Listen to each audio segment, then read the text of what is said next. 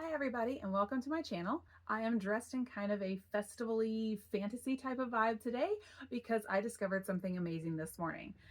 There is a YouTuber I stumbled across who has this activity called a Magical Readathon.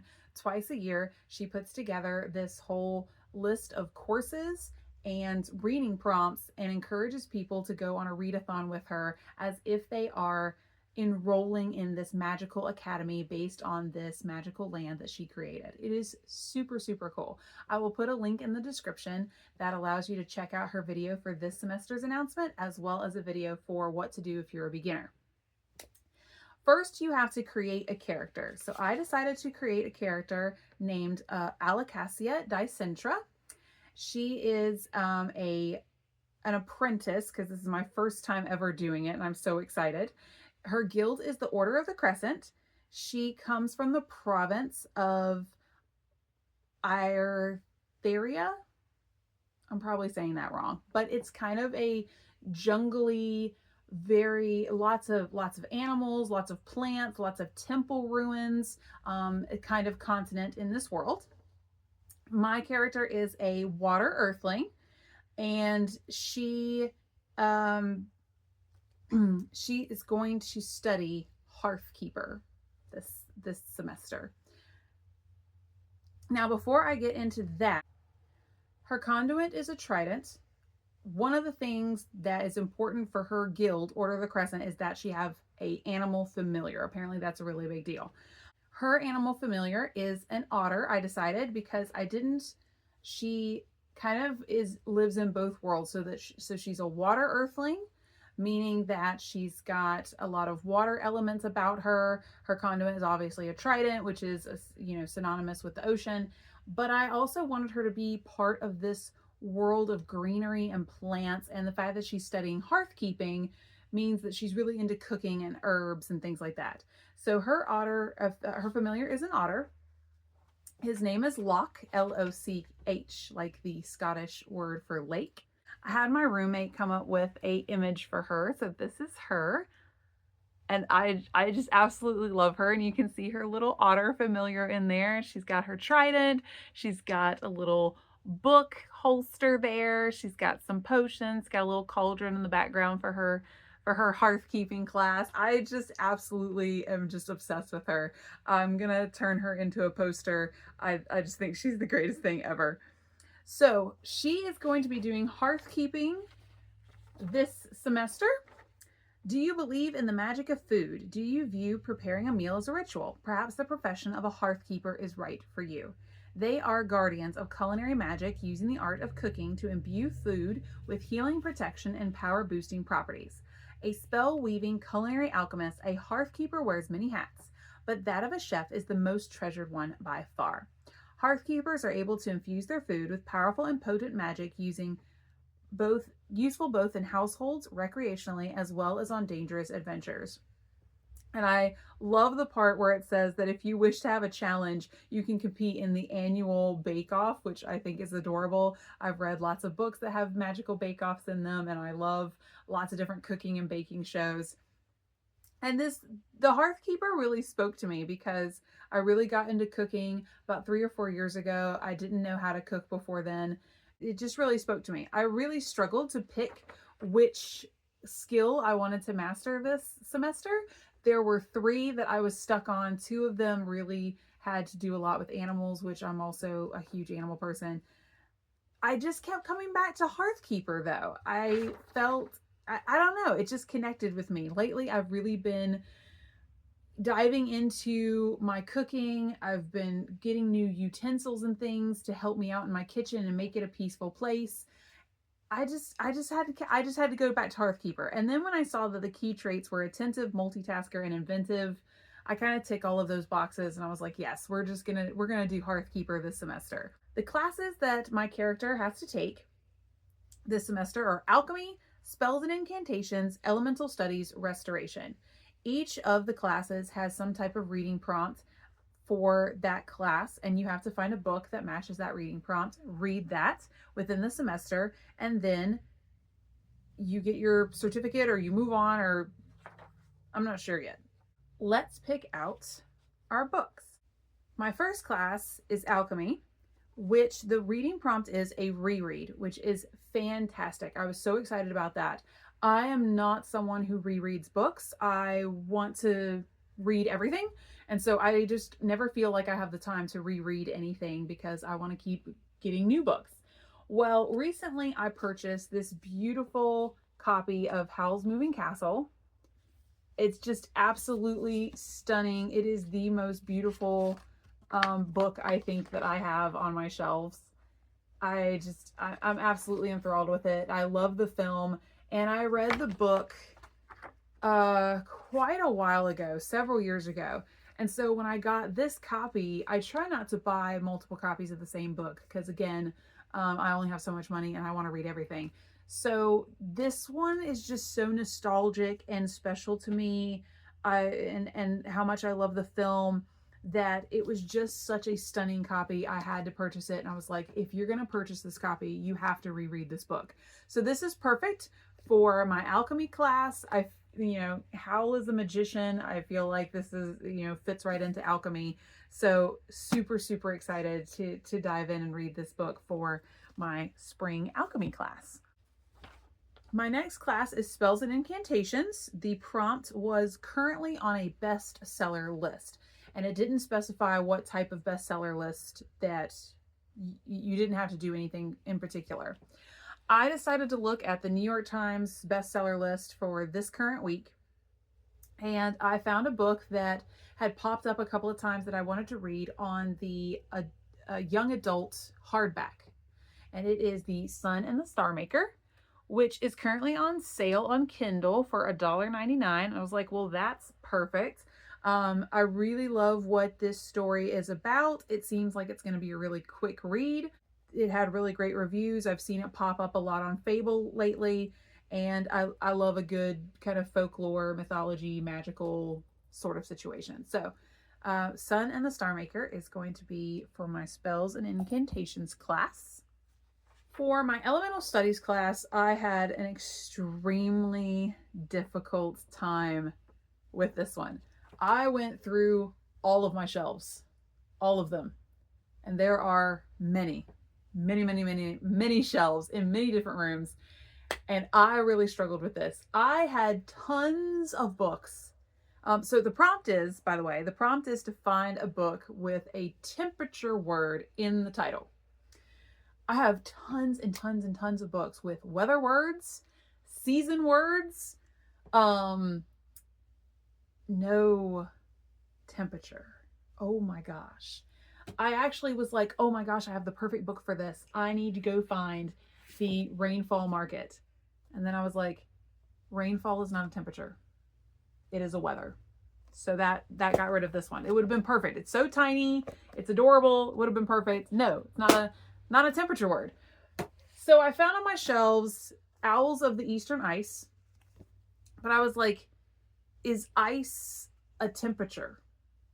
I feel like it's a weather. Is it a temperature? And I asked a friend, would you consider ice to be a temperature word? They said no. I was like, because I also found A Curse of Shadow and Ice.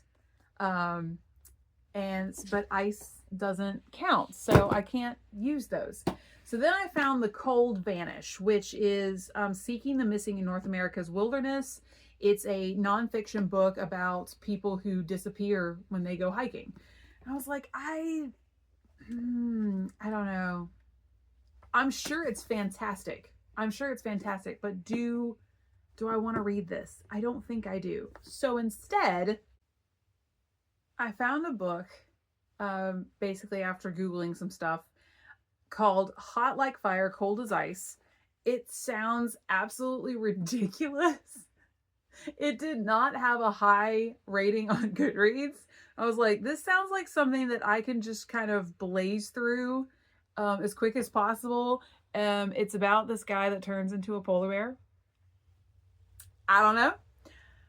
But I was like, this sounds like I'm absolutely going to laugh hysterically through it because the plot is going to be so ridiculous that it's just going to be great. It's going to be great. So I'm going with Hot Like Fire, Cold as Ice.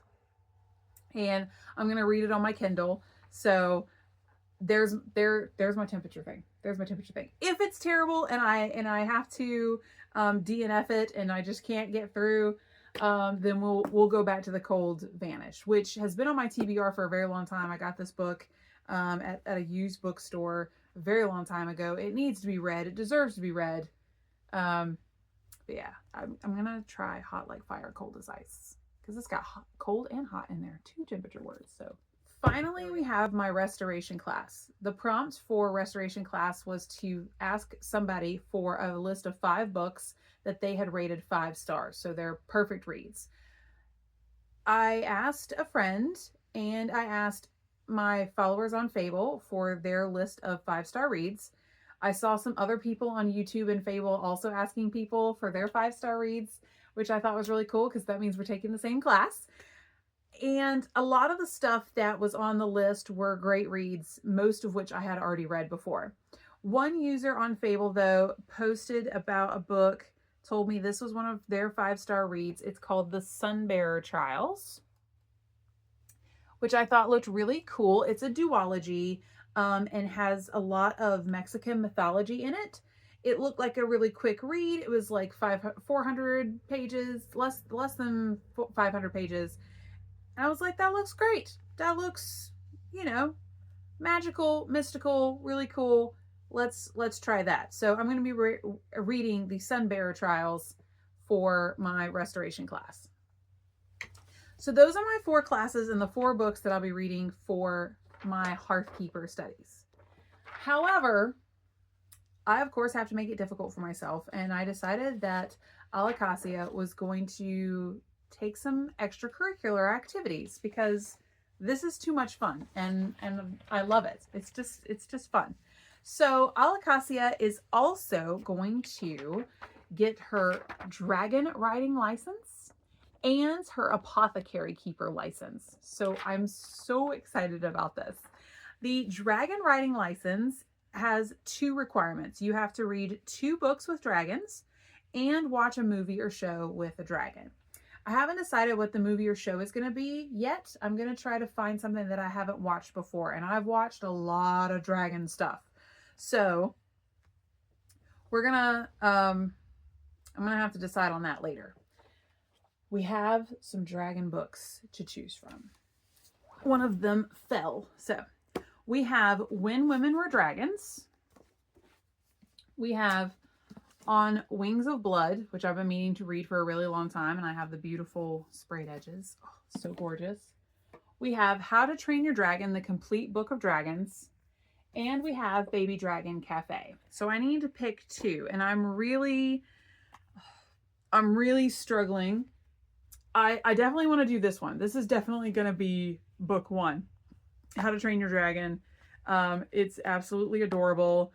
It's got beautiful illustrations, and I picked this up at Universal at the theme park, and I just love it. They actually have a whole section of How to Train Your Dragon books now in one of the gift shops over on the Islands of Adventure side. So I was super excited about that, and I picked that up and I brought it home with me. So this is definitely going to be one of the dragon books for my Dragon Rider's license.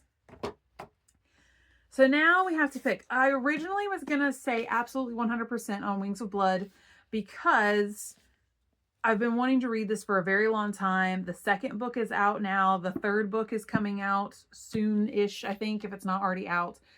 But it's just gigantic. Can I finish it fast enough with all the other books that I'm reading with my other classes? It's over 500 pages. So I don't know. These 2 are significantly smaller. Baby Dragon Cafe, I've heard a lot of good things about. Lots of my clubs on Fable have read it or are reading it. It's significantly shorter. It's just over 300 pages. Oh, I should definitely do this one. And then we have When Women Were Dragons, which I've heard incredible things about as well. It's also small-ish. It's 362 pages. Oh, man. I think with all the books that I have for this semester, I think I'm going to go with Baby Dragon Cafe. Yeah, I'm going to do this one. We're going to do this one. Okay. Then for my Apothecary Keeper license, an exciting opportunity has arisen for those wishing to try their hand at one of the oldest professions out there. Our apothecary shop is looking for a part-time keeper. The right candidate will be able to tell a foxtail and a foxtail blooms apart with their eyes closed. This is included in the interview test and will be very familiar with the most common and rare herbs, weeds, flowers, and animal parts, as well as their combinations, common uses, and medicinal properties. Further apprenticeship under our famous house healer is available. We specialize in healing and recreational concoctions. So the requirements for this are to read 2 books with plants on the cover and to find, document, and share at least 5 different flowers online, which I thought was great. So I'm definitely going to do this one, and we have some choices. My first choice, because I have to pick out 2, my first choice is definitely going to be the Geo Magician, which I have pre-ordered. It comes out this Tuesday, and it has some lovely, lovely plants in the background. I just purchased this yesterday and am waiting for it to download onto my Kindle tomorrow. No, in 2 days. And I was like, this sounds lovely. Apparently this lady finds a baby pterodactyl and decides she's going to protect it. I was like, that's great. And it's got some really beautiful leaves and stuff on the cover. Sorry about my ink stained fingers. I was using my beautiful feather and ink set in order to write out my character. My sister gave me this for a birthday or Christmas a while ago, and so I was using it to write out my character stuff. That was so much fun. Okay, so we have one of the plant books. Now we need to decide. I have so many books with plants on them, and I really can't decide. We have The Sound of the Wild Snail Eating, which a friend of mine recommended to me. It's very short. I've heard it's a very quick read. Then that's got a beautiful fern frond on there. We have The Green Kingdom by one of my favorite children's authors, Cornelia Funk. She wrote the Inkheart series. We've got some beautiful sprayed edges of plants on there. We have Hedgelands, which is a wild wander around Britain's greatest habitat. Also looks to be a very quick read. It's got some pictures in there. It is a nonfiction book. We have Evergreen, which is about saving forests, saving big forests to save the planet. I think this is going to be a tougher read. It's going to be a lot more dense, but I think it'll be like really rewarding. So we have that. We have Gathered on foraging, feasting, and the seasonal life, which I think is really beautiful. It's got all kinds of different plants on there. I love that. It's been sitting in the reptile plant room of my house for quite some time, staring at me, longing me to pick it up and read it. And I know I want to. I just know it's going to take me longer because it is nonfiction. And I don't know about you, but like I can speed read through a fiction, no problem. A nonfiction, it just takes me longer. It just takes me longer. And then we have Bite by Bite, which is a really cute book that I got in my Christmas Advent calendar. It's basically like different essays on particular plants by this author. It looks really, really cute. I kind of want to do a nonfiction read because I don't think we have any yet, unless we do The Cold Vanish. We don't have any nonfiction reads yet, so I kind of want to do. I really thought about The Green Kingdom there for a while, but I'm already doing like 2 other YA novels, so we're gonna put that one over here. Actually, we're doing like 3 YA novels because we also have the How to Train Your Dragon. So we have How to Train Your Dragon, The Sun and the Star Maker, and then the Sunbringer Trials. Yeah, so we've got good stuff for YA stuff. So let's see. Evergreen has really been on my TBR for like the longest time, back since Literati did adult book clubs. That's been like 4+ years. This is from the Atlas Obscura book club, which, by the way, Literati, please bring your adult book clubs back. I miss them so much. Your kids' stuff is awesome, but bring your adult ones back. They were so good. We have Evergreen.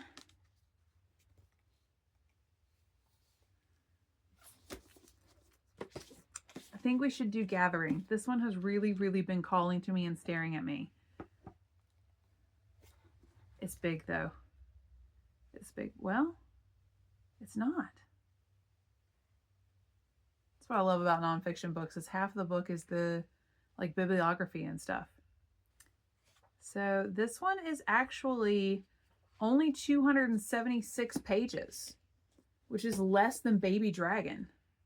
All right, we're doing it. We're doing it. We're doing it. All right, so we're going to do the book that I pre-ordered, the Geomagician, and we're going to do Gathered for my Apothecary Keeper submission. So there we have it. So here we have the physical books that I'm going to be reading for my classes this semester. And then we have The Sun and the Star Maker, The Sunbringer Trials, the Geomagician, and Hot Like Fire, Cold as Ice. So 4 books for my classes, because I have 4 classes, and then 4 books for my extras. This is going to be so great. I really, really challenge you to do this as well. I hope that it's going to be a great semester for those of you that are already signed up and ready to go, or those of you that are going to sign up and give it a try. Again, the semester starts on April 1st. I am super excited about this. I think I'm going to talk to my students about it as well and see if they want to participate to a certain degree, not quite the same level, but I think they will absolutely love making their characters and picking out their classes and stuff. In the different grades that I've taught, there are too few opportunities for students to get to choose books that they honestly want to read and then not be tested on them. I think this will be a really great opportunity for them to get to choose something different and something that they actually would like and want to read on their own. And then there's no test. There's no AR test. There's no state test. There's no comprehension quiz. Nothing. They're just reading it because they want to. And then I'll give them a little diploma at the end. And so for that reason, the semester is only 1 month, according to the YouTuber, how she sets it up. I am going to have until the end of May, especially if my students do it with me. That gives them way more time to read, as well as, you know, May is when my students graduate. It's when school lets out for my kids. So I think May would be it gives them 2 months, and then also it gets us to the end of the school year and kind of gets them, you know, kind of through those last couple of weeks where they're just done. So I'm so excited to talk to them about this. Spring break ends today. Today is the last day of spring break, so I'll talk to them about it tomorrow and see if any of them want to participate with me, and we'll give it a try and see what they think. I'm so excited. Anyway, happy reading, and I hope you have a wonderful semester. Bye.